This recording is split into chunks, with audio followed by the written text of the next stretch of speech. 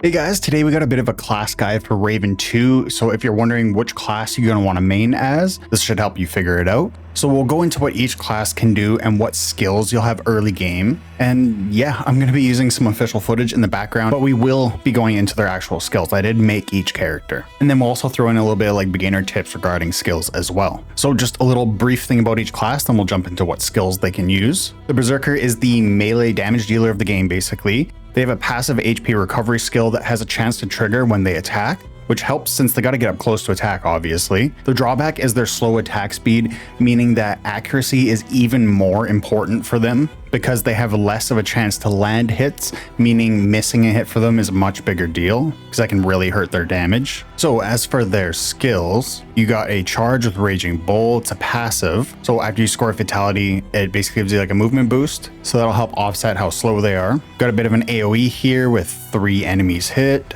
with Wild Slash, Headbreaker, another charge, and inflicting knockdown. You've probably seen that on the bosses if you're already playing. It's super helpful. Grappler is another passive, deals more damage to enemies knocked down. Got Reforged Sword here, is an attack buff. Heart of the Beast increases healing. Full Swing is active up to 3 enemies. Skill damage amp proportional to the target's HP. And there's going to be a lot, so I'll try to go through them quicker. We got another charge here with Blitzwalk, deals some damage, reduces their heal effect. Blood Taker, 13% chance of HP recovery by 8 upon attack. So that's going to help offset all the damage you're taking.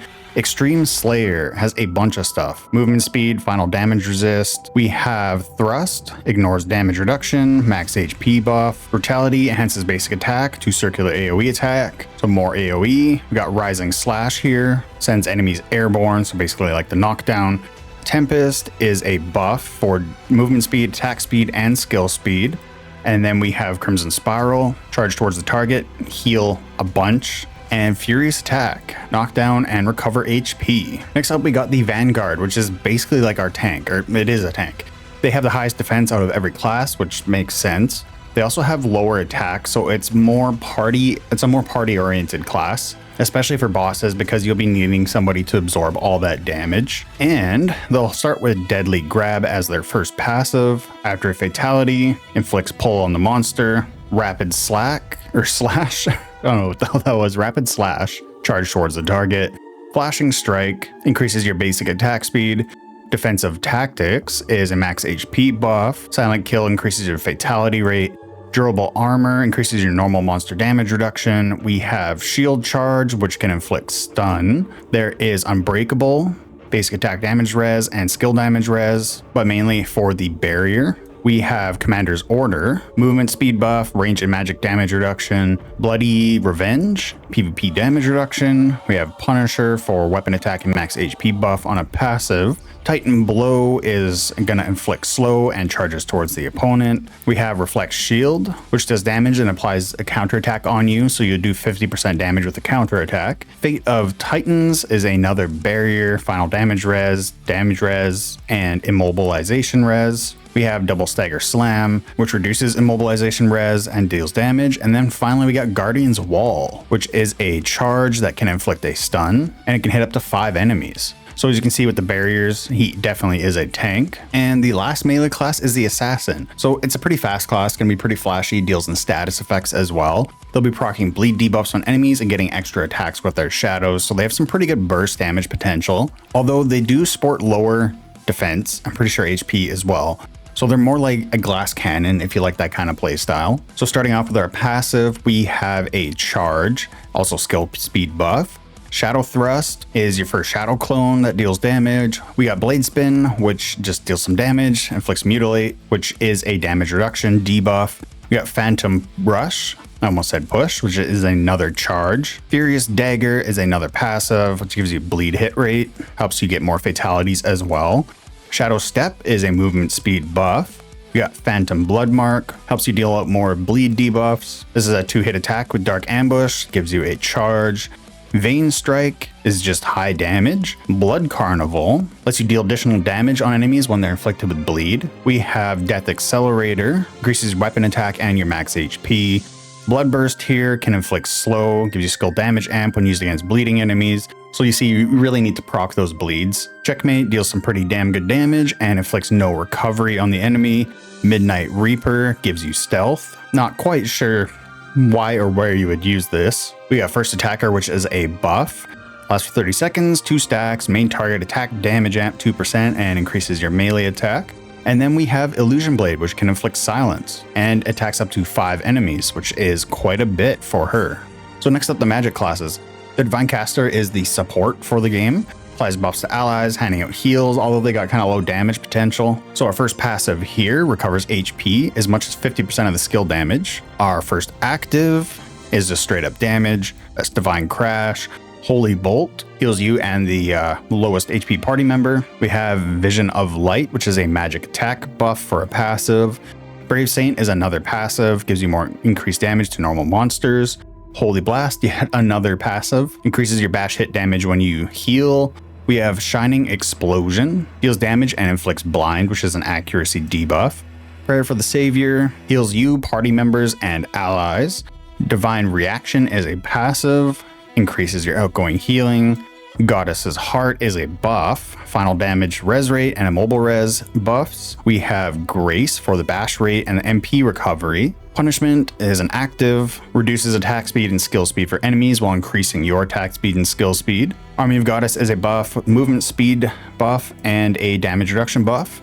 We have Day of Glory is another buff, increases your party members' accuracy and attack. Accuracy is playing a bigger and bigger role. As I'm leveling up, I'm missing more and more attacks, so that's going to be important. We have Lumen's Pulse here, is just a damage attack.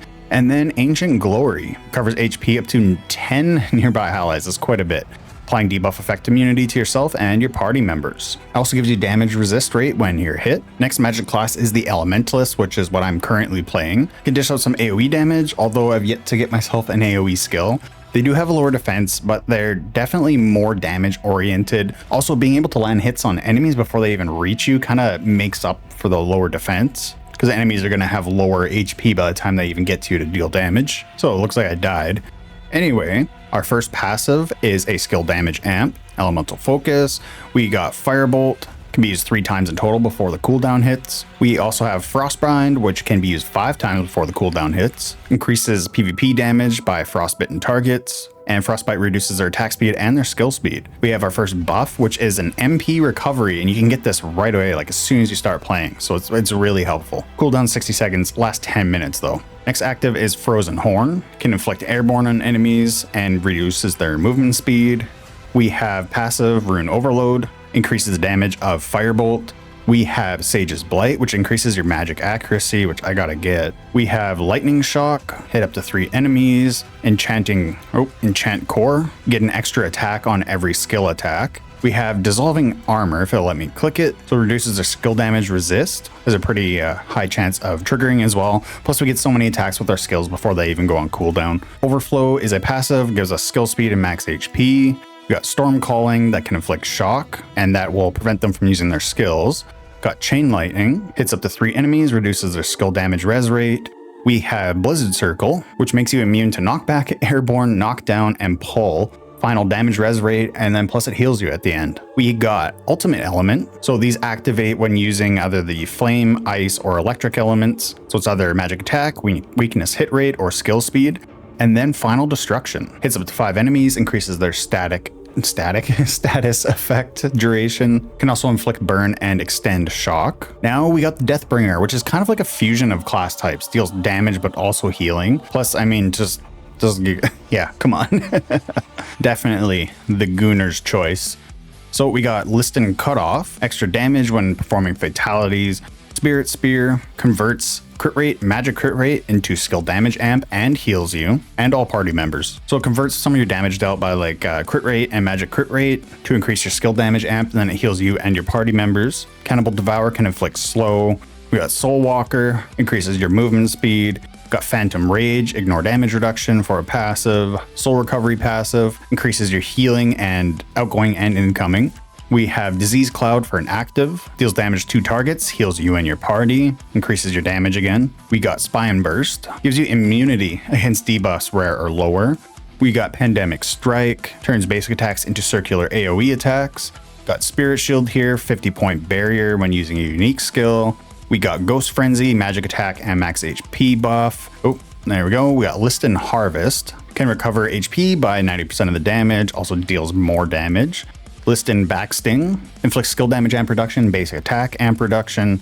We got Final Requiem for a passive, which can give you Numb, reduces all damage to 1 for 4 seconds, which can really save you, and can increase your attack damage amp. We have Phasing Rush, can inflict silence and a charge. And then we got Hollow Soul Link, increases the amount of enemies you can hit with basic AoE attacks, increases the range of basic AoE attacks and your unique skill, increases the amount of people you can hit with your unique skill, skill damage amp, unique skill damage, attack, range amp. It does a lot of stuff. Now we have 2 more left, the Rangers. So the Night Ranger gets an attack speed buff and a crit rate buff to maintain some pretty good damage output. Plus, like the Elementalist, you can get attacks in before enemies even reach you, which is going to be the same for both the Ranger classes, right? So our first passive here, crit rate 100% when using a skill attack. You have to score a fatality first though. We got Shadow Shot, which is just straight up damage. We got Trick Shot, which is damage plus a defense reduction for the enemy. Got Hawkeye, which is our passive, another crit rate buff. Sharp Arrow passive, crit damage buff. We got Concentration buff, basic attack damage amp. So it's all about increasing the damage output. Raven Eye buff, attack speed, 10-minute duration. Spiral Arrow decreases enemies we can resist. We got Nimble Body, can give you movement speed buff, 15% is pretty high too. We have Mortal Blow here, reduces movement speed of enemies, which can let you deal even more damage before they even reach you. We have Night Shooter here, ignore damage reduction and max HP buff. We have Ravenclaw, deals damage and inflicts Shackle, which is just a stun basically. If you're ever see something and you're not sure what it does, you can just click on the icon and it'll tell you, just FYI. We got Deadly Combination here, basic attack damage resist rate, reduction for enemies, plus pretty high damage. We got Superior Hunter, increases your damage to slowed targets. Ebony Tusk here, deals a bunch of damage, decreases enemy crit damage resist. And then finally Predator Instinct, can hit up to 5 enemies, increases your basic attack damage, your attack speed. So all these attack speed buffs plus the crit rate buffs, crit damage buffs should be doing some pretty damn good damage. So finally the last one, the Destroyer, and they're going to be applying debuffs to enemies. They can reduce enemy recovery rate and also slow their movement speed, which means more attacks can land before they reach you, much like the Night Archer. So the last one, then we'll check out some of these beginner tips for the skills. So we got Deft Hunter, your passive, after scoring a fatality, extra penetration damage up to 3 enemies. We have Rapid Fire, which is just straight up damage. We have Pile Drive, which is just straight up damage. It'll also knock you back if you use it in close range, so it'll make more of a gap. You can get more attacks in before they reach you again. We have Focusing Target, range attack buff. Carnage Party gives you more bash damage. Decimator increases your fatality rate. We have Double Fear, which is just straight up damage, but it is piercing arrows. We have Sticky Shot, reduces enemy movement speed. We have Quick Draw, which can enhance 8 basic attacks to linear AoE attacks, so they can go through enemies and hit the next enemy. We have Overcharge, which is a passive, skill damage amp.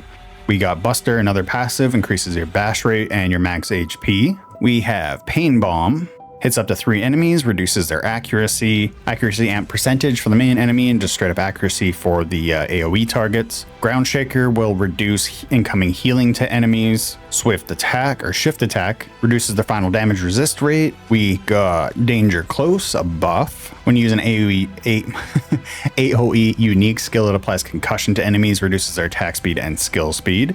And then Apocalypse, deals damage up to 5 enemies and also increases your final damage amp, plus deals damage 3% of the target's current HP. Just not to bosses, because that would be way too overpowered. So now let's check out what kind of skills we can grab early on. So if you come to town, any town, and head to the skill merchant here, takes a while to run there, you can come to uncommon skill books.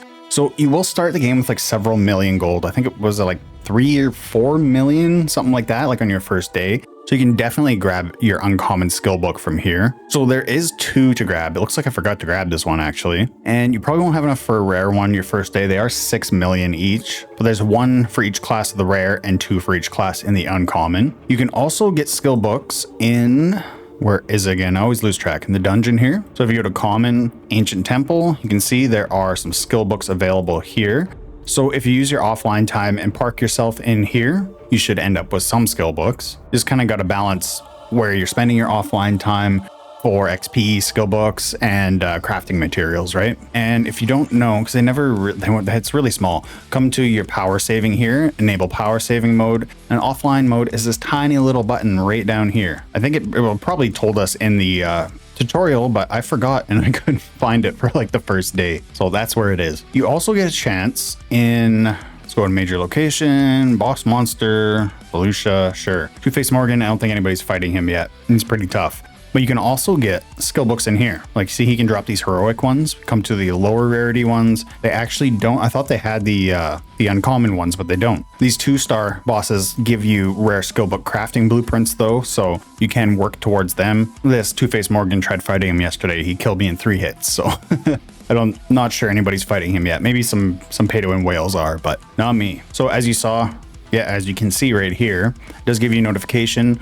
But everybody pretty much fights them on a rotation boss schedule here. So you can see when they're going to spawn here, and probably just want to go to the first one. People just move on to the next and next and next. So just make sure you're doing these bosses. Gives you a bunch of other drops too, right? It depends where you land in the damage ranking as well. I think there's like 1, 2, and 3, and then the top 5%, top 10, 25, 50, and 100%. So the loot is divvied up between how much damage you can do.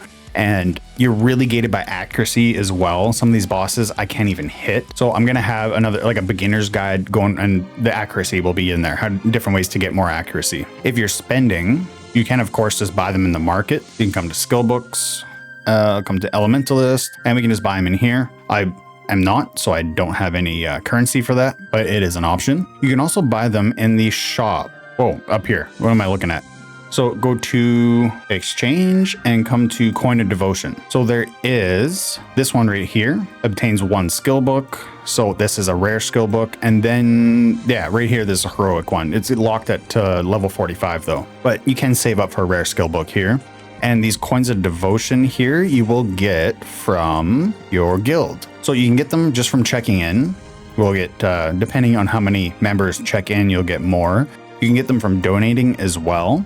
So you get 50 here just for your gold, and you can do those 3 times a day. It says right up there. I haven't been doing these because I'm not spending. And then in the guild dungeon, you can also grab some. So I'm not sure where it says. You can get them in here though. So crafting is another option, but it will take some offline time to grind out the materials.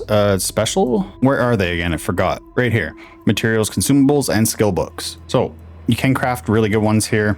Even just these lower ones are going to take some time though. Can get old parchment and magic ink from the NPC in town. And the rare ones will also require a blueprint. So you'll be getting those from those bosses, those 2-star bosses. And the ink and parchment, pretty sure it's the miscellany merchant. Takes long. Okay, no, it's, oh, is it? No, it's not. Maybe it was the skill merchant. Maybe I was already there. Kind of forget a few things in this game. There's a lot to learn, especially since I'm playing like 5 games at the same time. But yeah, this is where you get it. And then as you can see, some things are locked here. So you're going to want to be doing your rapport with her.